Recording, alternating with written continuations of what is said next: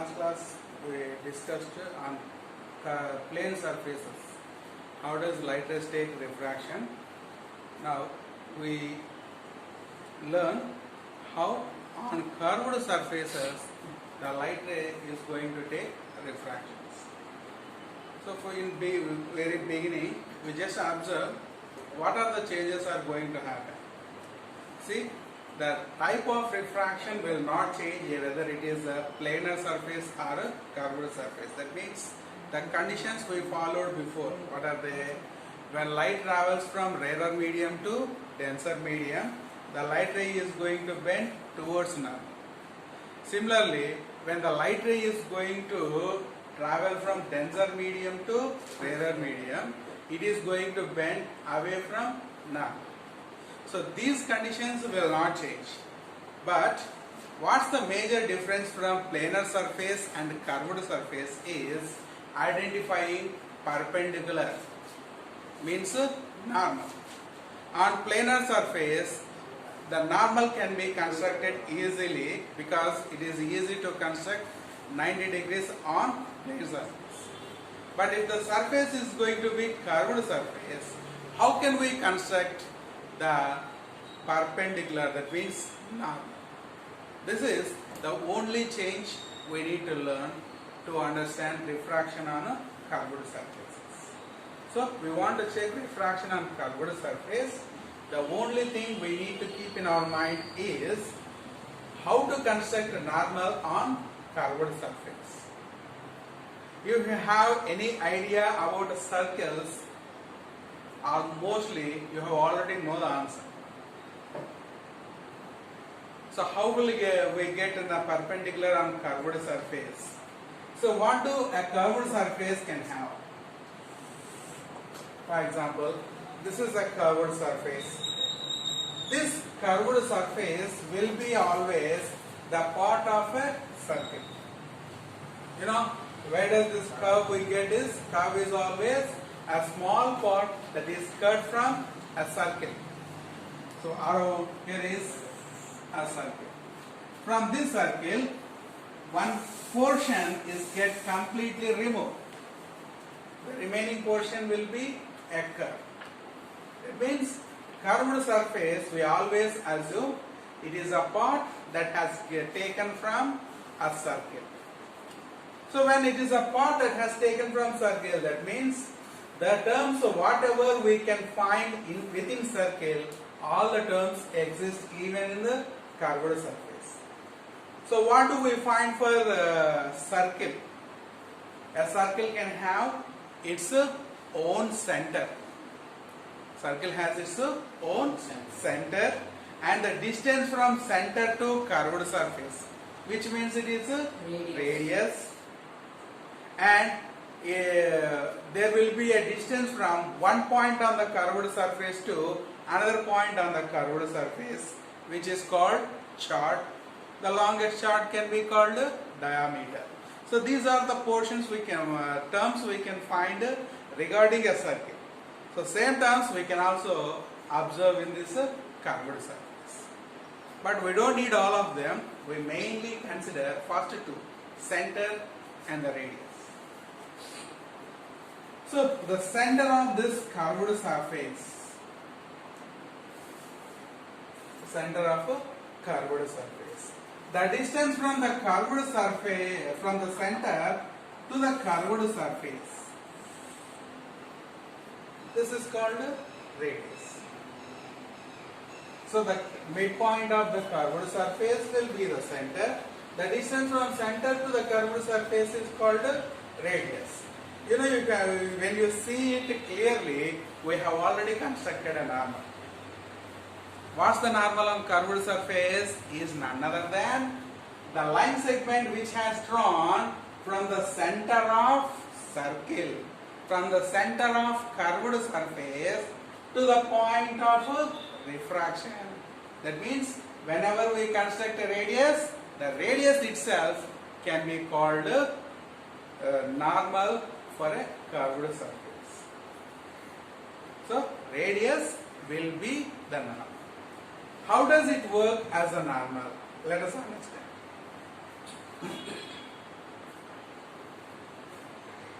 So with another curved surface, we are going to observe now how does the light ray takes a refraction. This time I am going to take an outward curved surface. So an outward curved surface means its center we find right side, and from this point to the curved surface, when a light segment is drawn, it will be radius. Okay, so let us assume that curved surface is the interface of two media. That means what? For the curved surface, left side we have a medium, another right side there will be another medium. For example, assume this is a rarer medium and this is a denser medium. So we are going to assume like this: rarer medium and denser medium, and the incident ray is from rarer medium. The incident ray is from rarer medium, and that means light propagation is now from rarer medium to denser medium. And now try to find out how does the light ray takes the refraction. Whenever light ray takes a refraction, we have already seen the conditions are rarer to denser. Means the bending moment is towards the normal. Where is that normal? Let us consider. So this time the light ray has incident on the interface at this point, and the center of curved surface is this one. Joining the two dots, when we construct a line, this line now will act as a normal. So this is normal. Okay? Now we consider the normal is this. For this normal, the light ray incidence is this. So what will be the actual path? Means this light ray's direction when it is stretched straight, that will be actual. Now the bending moment will be towards normal or away from normal? Towards normal, because the condition is rarer to denser. Okay. When the bending moment is towards normal, where could be the refracted ray? So the refracted ray, when it is towards normal, it is always in between normal and actual path. It is between normal and actual path. In between, we are going to see the refracted ray. It is the bending moment. So like this, on curved surface, the light ray is going to bend. In case the conditions are reversed, its propagation is from denser to rarer medium. Now this time the condition is, the refraction is away from normal. When light ray bends away from normal, away means what? Beyond both normal, actual path. Beyond both normal and actual path. When both have crossed, that means like this, the light ray is going to refract. So this is what going to happen during the refraction of light on a curved surface. So nothing has changed. We are following same conditions, same rules. But only one change has happened is identifying normal.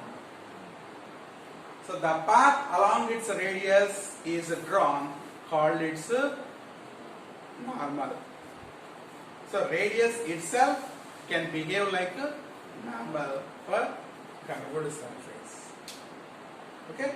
And definitions. So radius definition in our textbook will be different.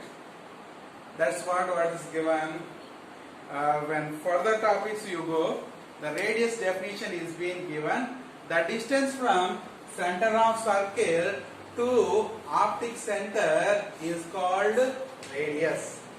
This is what the definition is given in further topics. But we must remember that the radius can be the distance from center of curved surface, it is correct, to any point on the curved surface. Exact definition of radius is from the center of curved surface to any point on the curved surface is called radius. Means from this point to this point, the distance is radius. Okay, from the center of curvature to another point on the curved surface. When these two segments have these 2 points were combined by a line segment, this segment is also called radius. So no doubt with it. So like this, we are going to identify the refraction on a curved surface. Okay, what kind of surfaces do we have? The names we already know, mostly each and every one. So we are going to define the curved surfaces by its nature. The nature is what? The curved surface, whether it is inner curved or outer curved. The surface, whether it is inner curved or outer curved. Observing this nature of curved surfaces, we are going to define there are 2 types of curved surfaces. When any surface is drawn outward, when any curved surface is drawn outward, outward means the central portion will be bulged.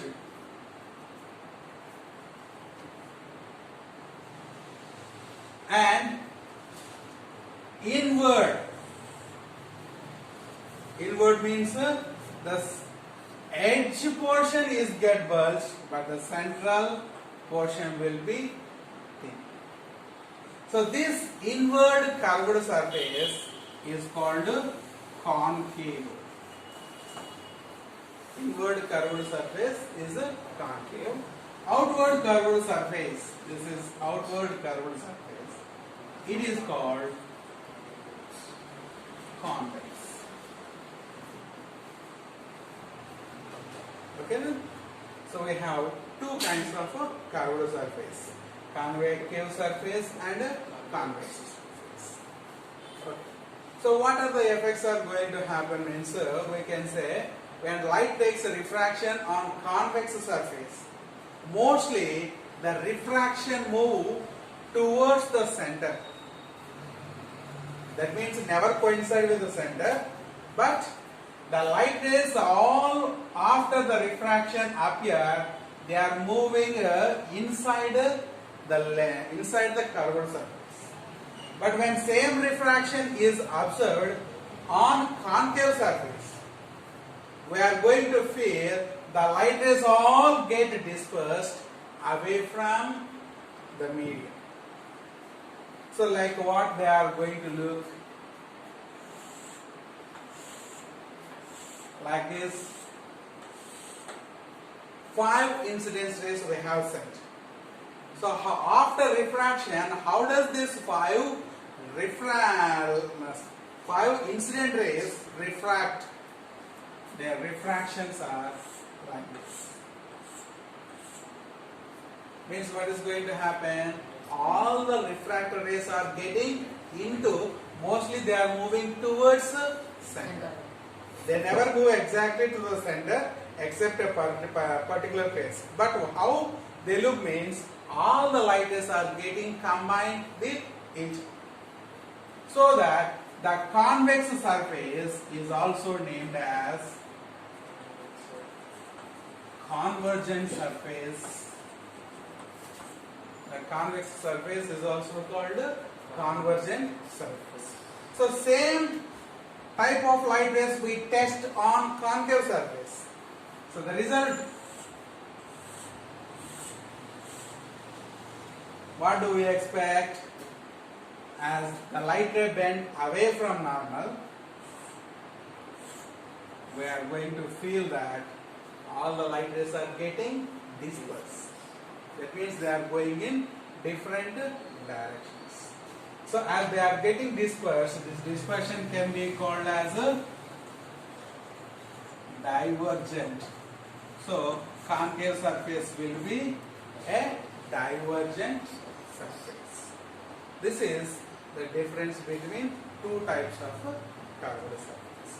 Now we have seen how does light ray take refraction. Now let us get into some mathematical expressions. So in very beginning of the lesson, we have a small mathematical calculations to study the relation between objective distance and image distance with respect to their two media refractive index.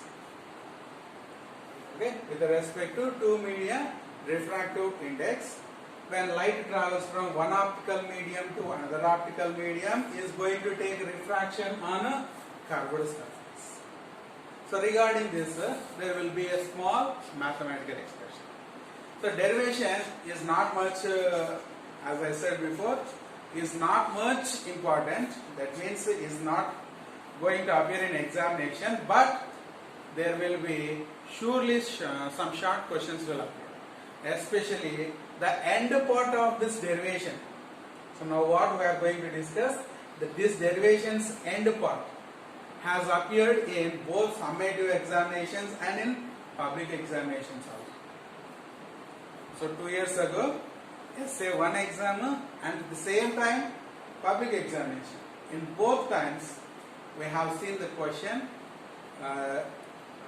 as 2 marks question. That will be end part of the derivation we are going to discuss now. So let us take the derivation.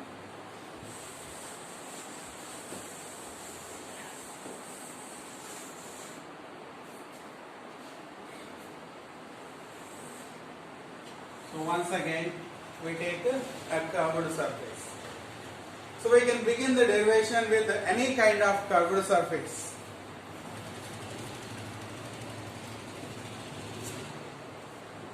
So derivation we can start with any kind of curved surface.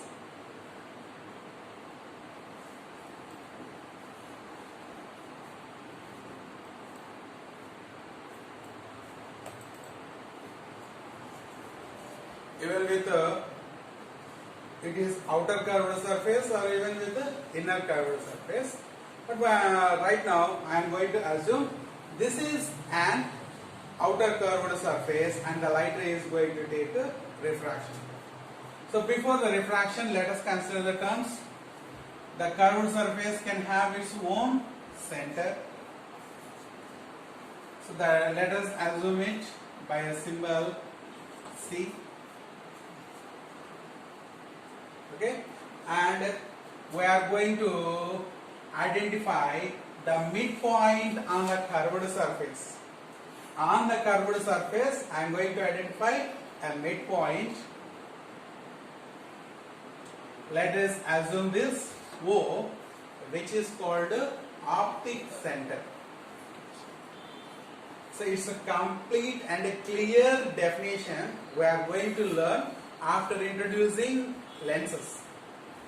In the beginning we don't have about lenses. So I am just giving the word. The midpoint on the curved surface is called optic center and its symbolic notation is O. Joining optic center and the center of curvature, whenever we draw a straight line which remain horizontal to the surface, this is called as principal axis. The horizontal line drawn passing through optic center and center of curvature. Its name is principal axis. Okay. Next, let us assume there are two different media. I am not going to consider which is rarer or which is denser. I am only going to consider the refractive indices of both media. The left media, let us assume its refractive index N1. The right medium, its refractive index, let it be N2.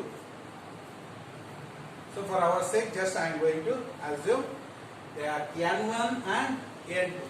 Two different media with refractive indices, these two. Okay? And also we are going to assume in the left media with the refractive index N1, their speed of light is V1. The other media with the refractive index N2, their speed of light is V2. Two different media, their terms. And next, let us place an object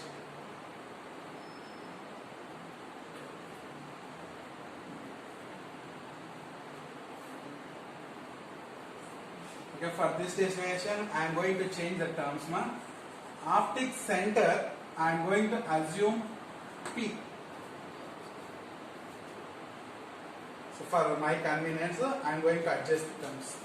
Optic center, I am going to assume P, and the object position, I am going to assume it O. Okay. So whenever here is an object, the light rays always come from object itself. So the light ray comes from the object, it emits, goes straight and meets refracting surface. This is incident ray. So once again, O is the object. From the object, a light ray incident, it meets at the point, this point is assumed to be A. It meets the curved surface or it meets the interface. The interfacing point is A. Then when it meets the interface, next the media is going to change. The light ray is now ready to refract. How does it refract? Let us construct a normal. Let us construct normal. So normal construction is always from center of curved surface to the point of incidence. So joining the both, whenever we draw a straight line, it will be normal. And the incident ray and the normal between, we are going to have angle of incidence. For my sake, angle of incidence, I am going to assume θ1. Just for my convenience, I am going to take θ1. Or even you can take regular terms, but I am taking the terms as it is given in the textbook. That's why I assumed it θ1. Next, the light ray now has to refract. So let us assume the refraction is from rarer to denser for easy derivation. So when it is rarer to denser, the light ray is going to bend towards normal. So when it is towards normal means the refracted ray remains between actual path and normal. So easy construction, and the light ray goes straight and meets the principal axis once again at the point I. There it is going to create an image. So an object was at O emitting a light ray. The light ray is taking refraction at A. The refracted ray meets the principal axis once again at I. I will be image, O will be object. So overall the light refraction has happened. Now let us take the real assumptions. What are the real assumptions? The angle between normal and refracted ray. This will be what? Angle of refraction. I am going to assume θ2. That will be θ2. Next, here three more angles are produced. What are those names? The principal axis will produce an angle with incident ray. Principal axis and incident ray both will produce an angle. Let this be alpha. Next, here, normal will produce an angle with the principal axis. Let this be beta. And third angle, refracted ray with the principal axis produce another angle. That will be gamma. So we have taken here 5 angles. In angle of incidence, angle of refraction. Additionally, alpha, angle between principal axis, incident. Beta, angle between principal axis, normal. Gamma, angle between principal axis, refracted. These are. Now, from the point O, so point A means point of incidence. Here, whenever I construct a perpendicular,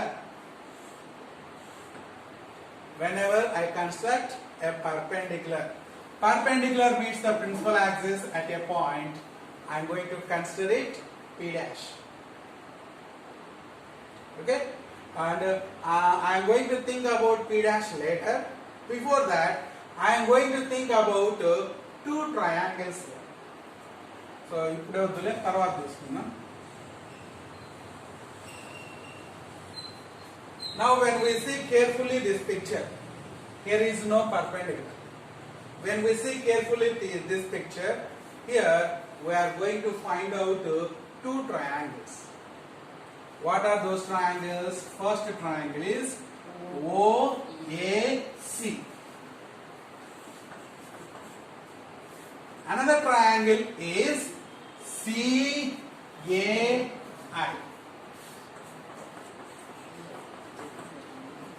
For these 2 triangles, we are going to apply a fundamental definition of triangles. There is a basic rule in triangles. We also followed this rule in a previous derivation of Snell's equation. That's what the exterior and interior angles condition. You see this first OAC. Here, OAC. In this triangle, the only known angles are alpha and beta. These are interior angles. Then there is another angle known, that is theta 1, but this is in exterior angle. What is the relation between exterior angle, these 2 interior angles? Exterior angle is equal to sum of interior opposite angles, not adjacent angle. So this is exterior angle. Its adjacent angle means angle A. We don't need to consider. Except this angle A, remaining are angle O and angle C. Both will be what? Interior opposite angles. Sum of interior angle opposite angles is equal to exterior angle. So, exterior angle theta 1 is equal to interior opposite angles are alpha plus beta. Alpha plus beta. And next triangle is CAI. CAI. Here you see carefully. Here is angle of refraction theta 2. Here angle gamma. Both are inside a triangle. And beta is outside. That means beta is exterior angle. Theta 2 and gamma are interior and opposite angles. So once again, same condition we are going to apply. Beta is equal to theta 2 plus gamma. But here theta 2 means angle of refraction. So I am going to transpose plus gamma into LHS. Then it becomes beta minus gamma is equal to theta. This means theta 2 is equal to theta minus. Let this be equation 1 and equation. So let us substitute the both words. That means let us substitute these 2 terms. Angle of incidence theta 1, angle of refraction theta 2. Both we are going to substitute in Snell's equation. Tell equation what? N1 sin theta 1 is equal to N2 sin theta. Then N1 is a refractive index of first medium. Sin theta 1 is already measured, it is alpha plus.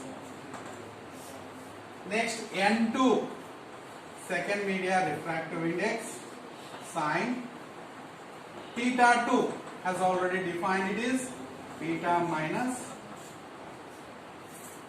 Okay, in trigonometry there is a basic rule. I think it is already explained in mathematics. Or not, now I am going to explain.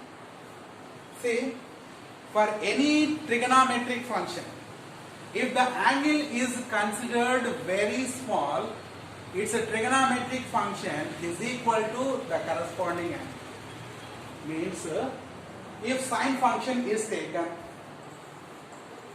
sine theta, sine function is taken sine theta. If theta angle is assumed very small angle, how can we express this sine theta is identically equal to theta? That means we can remove sine function for not only sine, for any trigonometric function.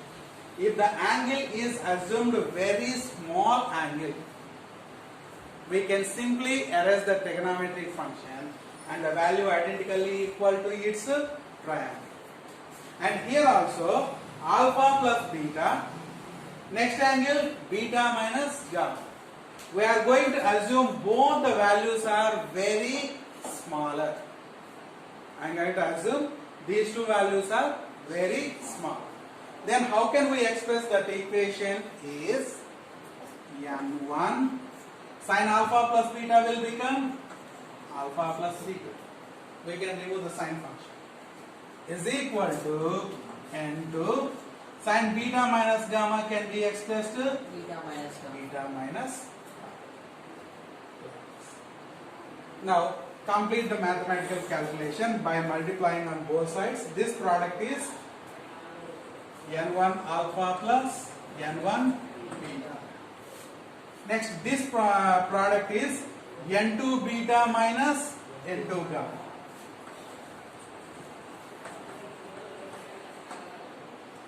Next, let us bring both beta into RHS, remaining into LHS. Means N1 alpha, we leave it as it is.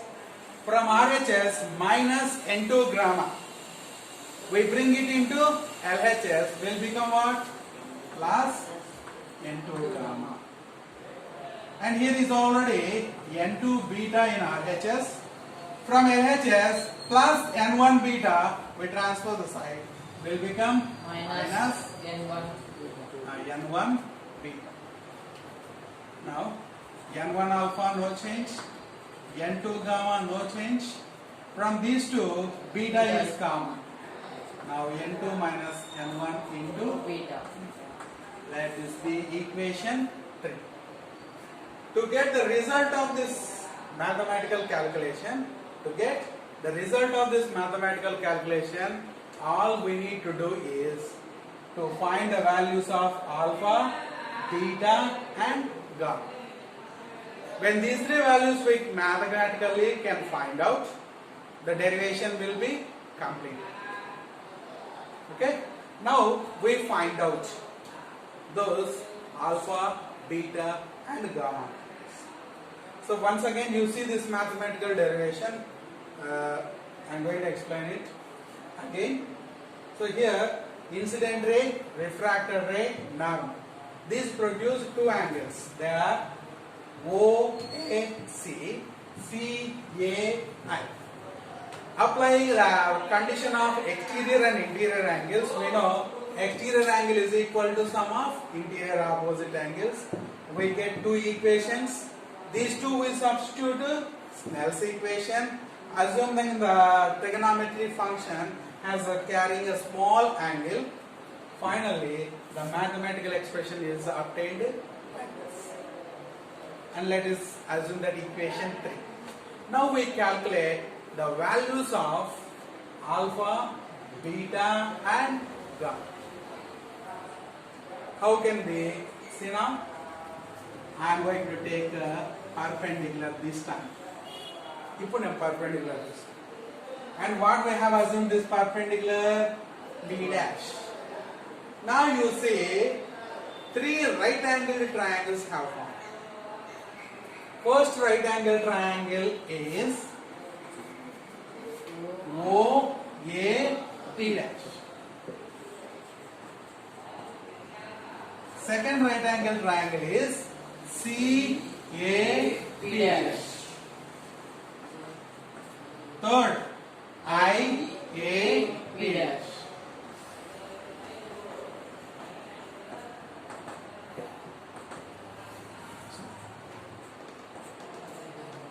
So we have 3 right angle triangles. For the 3 right angle triangles, we calculate alpha, beta and gamma.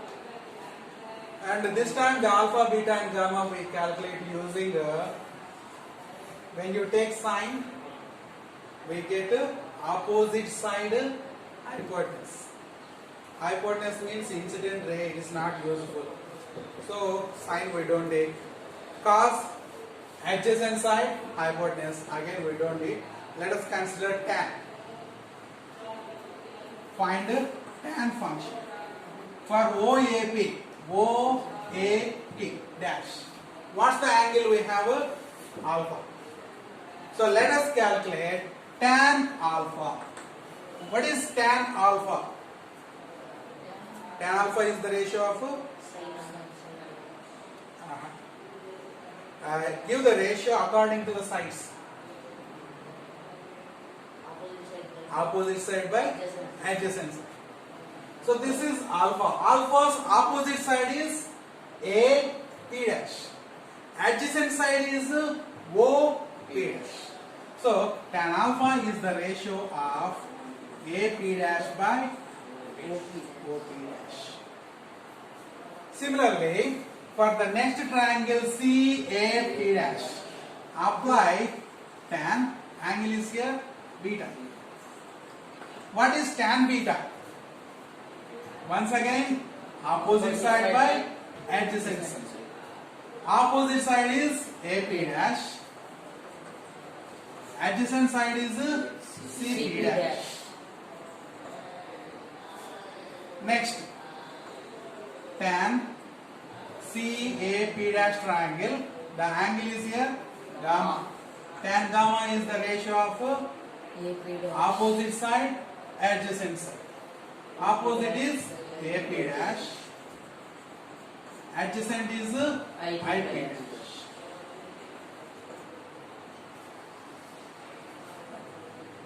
So we have already assumed in the beginning of the definition, the alpha, beta and gamma angles are very smaller angles.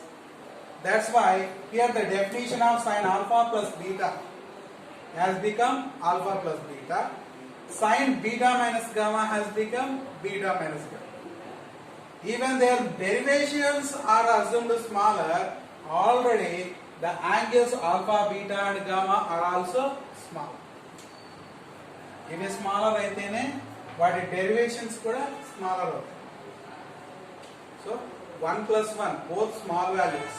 So their sum is 2 is also small number. 100 plus 100 both are big numbers. 100 is big number, 100 is big number. Their sum is 200. The sum is also big number. So we have assumed alpha, beta, gamma are smaller. That's why alpha plus beta has also become smaller. So these values, tan alpha will be alpha because alpha is smaller. Similarly, tan beta will become beta since beta is a smaller angle. Similarly, we can write tan gamma is gamma. But writing this is not a problem. When you make tan alpha is equal to alpha, there will be some changes happen in the ratio of AP dash by OP dash. What are the changes? Let us see. Since the alpha has taken this much, ఇక్కడ alpha ఇంత తీసుకున్నాం కాబట్టి The incident ray has reached a point A. If we take a smaller alpha value, when you take a smaller, what's going to happen? The incident ray is going to fall at another point. From this point, whenever we construct the perpendicular, what's going to happen? The P dash has got close to P. First మనం big angle తీసుకుందాం. So P dash ఇక్కడికి వచ్చింది. Next we are going to take a small angle. అప్పుడు P dash ఏమైంది? మెల్లిగా left కి shift అయింది. If we take too much small angle, ఇంకా చిన్నది తీసుకున్నాం. And what happens here? The perpendicular when we construct, it almostly get close to P. So when you take this alpha, beta, gamma or a smaller angle, what's going to happen is P dash slowly gets close to P. కాబట్టి ఇప్పుడు మనం చేయాల్సిన change ఏంటంటే whenever you write tan alpha is alpha, tan alpha ని alpha చేసేసాం అనుకో, మనం చేయాల్సిన చేంజ్ ఏంటి? ఇక్కడ ఉండే P dash ఆటోమేటిక్ గా P అయిపోతుంది. So the ratio AP dash by OP dash will become AP by O. Similarly this tan beta, when it becomes beta, what we write? AP dash by CP dash will become AP by CP. Similarly gamma, it will become AP by alpha. Okay, those are the values of alpha, beta and gamma. The values we have obtained. Let us substitute these values in equation. I am going to erase this letter first. Now the equation is n1 alpha plus n2 gamma is equal to n2 minus n1 into beta. So values n1 into, what is alpha value? AP by OP. Next n2 into gamma value is what? AP by I. Next n2 minus n1. Beta value is what? AP by C. You see, numerator is the same on both sides, so it will be cancelled. And finally it leaves n1 by OP plus n2 by IP is equal to n2 minus n1 by C. Let us see the measurements. OP. O means what? Object. P means optic center. The distance from object to optic center. This can be called objective distance.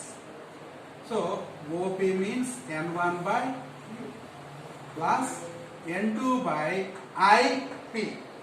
P means same optic center. I for image. The distance from optic center to image is called image distance.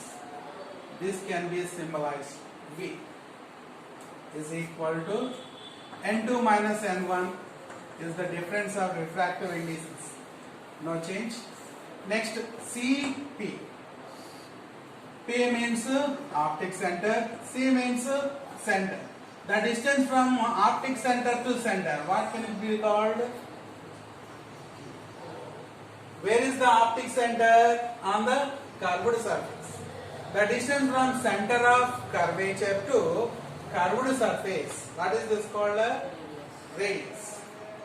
So CP means radius. So the final derivation we have obtained is n1 by U plus n2 by V is equal to n2 minus n1 by R. Okay, this is the proof and we need to verify it. In light, after producing each and every derivation, the verification is compulsory. What kind of verification?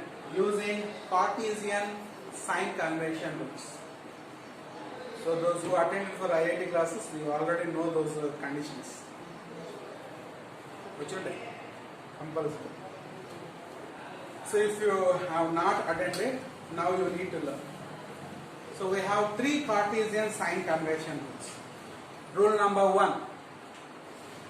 From where we need to measure the distance, this will be explained here. So during measurement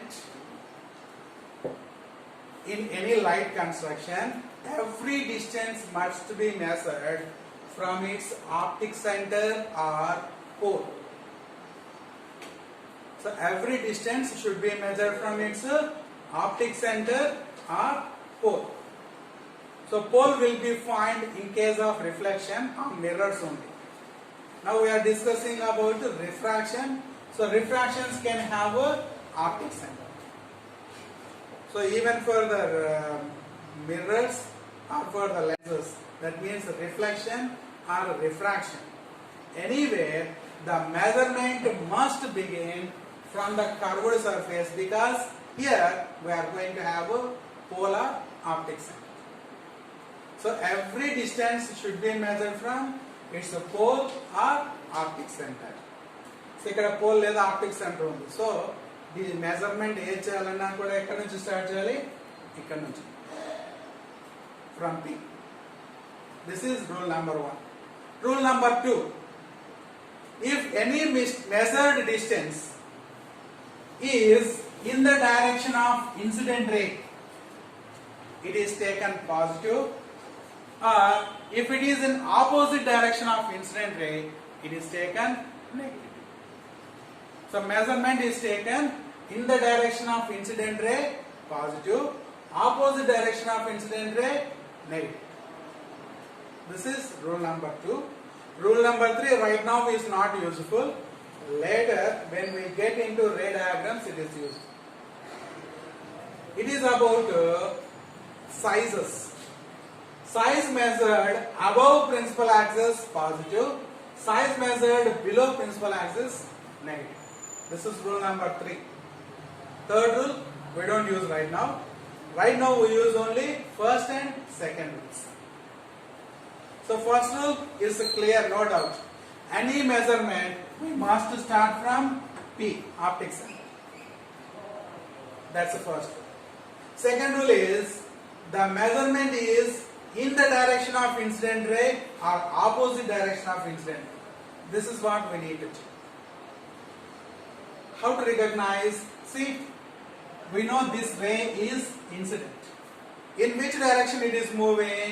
It is starting from here, moving that side. Means it is starting from left side and moving towards right side. So incident ray direction is left to right. Incident ray direction is left to right. Suppose these measurements are also left to right, we write those values plus, positive. If reversed, it is taken from left to right, we need to substitute them negative. Okay? And see, U is objective distance. Objective distance is where? Here. So how to measure this distance? See, the distance to measurement begin from pole, so optic center. Optic center to O. P to O, we need to measure the distance. So P to O, when we measure the distance, how the propagation is? We have started from here and moved this side. That means starting this side, we are moving this side. Means what? Our direction is from right side to left side, opposite direction. So U value is what? Negative. So we need to substitute N1 by minus U plus N2 by V.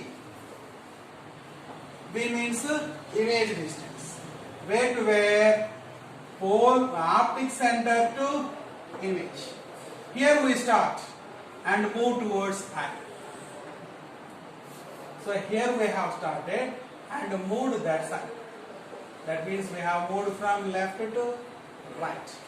So image distance is positive. And no doubt about radius. Radius also we are moving in a same direction. Optic center to C. So radius we are moving in same direction. It is also positive. So in this derivation we have proved U is negative, remaining are positive. When we substitute, so what's the result we get is, this is a negative. So we can write this equation as N2 by V minus N1 by U is equal to N2 minus N1 by U. This is the final step of derivation.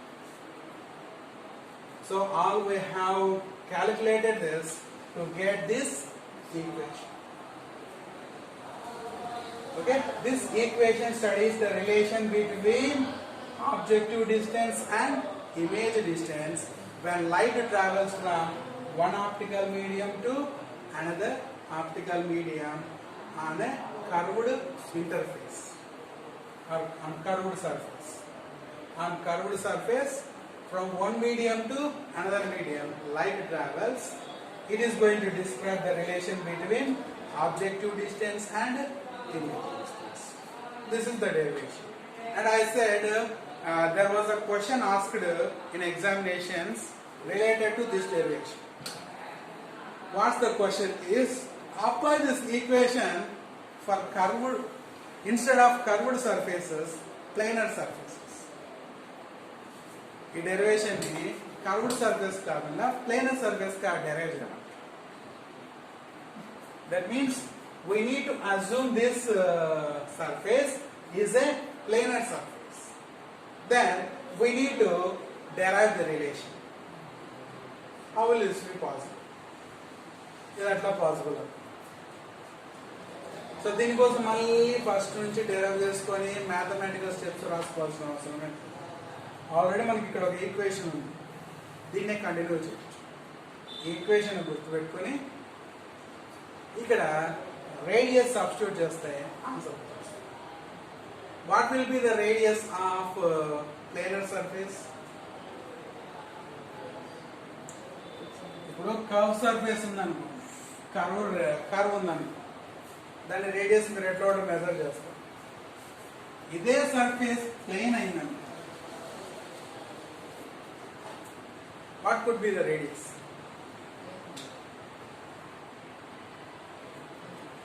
ఇప్పుడు curve surface కి radius కనుక్కోవాలంటే ఏం చేస్తారు, మెల్లిగా దీన్ని extend చేసుకుంటా పోతే ఒక సర్కిల్ వస్తుంది, దానికి సెంటర్ కనుక్కోవచ్చు. మరి ఈ స్ట్రైట్ లైన్ కి ఇలాగే ఎక్స్టెండ్ చేసుకుంటా పోతే సర్కిల్ వస్తుందా? రేడియస్ ఉంది. దాన్ని యాక్చువల్గా మనం లేదని చెప్తాము, మ్యాథమెటికల్ ఒక వాల్యూ ఉంది. ఈ 2 పాయింట్స్ టచ్ కావన్నా అంటే ఆ సర్కిల్ ఎట్లా అజ్యూమ్ చేసుకోవచ్చు? It will be very bigger than hour imagination. ఇప్పుడు చూడు, కర్వ్ ఎక్కువ ఉందనుకో, దీన్ని కంటిన్యూ చేస్తే మనకు వచ్చే సర్కిల్ చిన్నది. కర్వ్ తగ్గిందనుకో, దీన్ని ఎక్స్టెండ్ చేసుకుంటూ వస్తే మనకు వచ్చే సర్కిల్ పెద్ద. ఇప్పుడు ఈ కర్వ్ స్ట్రైట్ లైన్ గా ఉంది, దీన్ని ఎక్స్టెండ్ చేసుకుంటూ వస్తే ఒకవేళ సర్కిల్ ఫామ్ అయింది అనుకో, ఆ సర్కిల్ ఎంత ఉంటుంది? The size is beyond our imagination, means infinite in size. మరి సర్కిల్ సైజ్ ఇన్ఫినైట్ ఉంటే దాని radius infinite. So we are going to consider for planar surfaces the radius is infinite. So when r is a substitute infinite,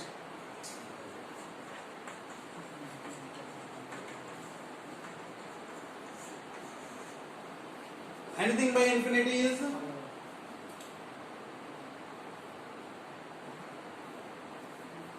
it's from mathematics. Anything by infinite, it is equal to Infinite by anything is infinite. Anything by infinite? 0. So this result is 0. Then n2 by v minus n1 by u equal to 0.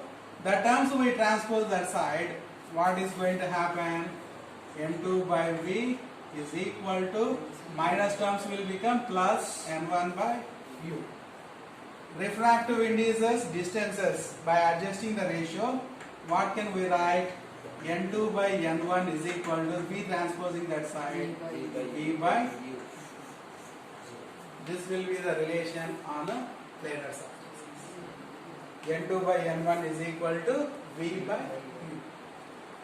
So you want to verify signs once again, you can check sign convention. కావాలంటే మళ్ళీ మీరు sign convention check చేసుకుంటే ఏమవుతుంది? v is already proved positive, u is already proved negative. So ఇక్కడ minus substitute చేయాల్సి వస్తుంది if we verify sign convention. So this is mathematical derivations. So ఈ derivation మనకి మళ్ళీ ఈ ఫార్ములా మళ్ళీ మనకి end of the lesson use అవుతుంది, because we have one more mathematical calculation in this lesson to derive lens makers equation, most important part of our lesson. ఈ lesson లో మనకి మోస్ట్ ఇంపార్టెంట్ పార్ట్ ఏదంటే కనుక lens makers formula. 100% guaranteed question in examination, but ఎన్ని మార్కులకు వస్తుంది మాత్రం అడుగుతుంది. For in any section there will be a guaranteed question in examination. Lens makers formula. So either half mark or 1 mark, 2 marks, 4 marks ఏమైనా కానీ ఖచ్చితంగా question అయితే ఎగ్జామ్లో. So that lens makers formula derivation is derived using this mathematical equation. So అక్కడ మళ్ళీ మనకు వస్తుంది కాబట్టి నేను అడుగుతాను వచ్చాను. So we start in today's class, and next class we introduce lenses and the terms related to lenses. The cut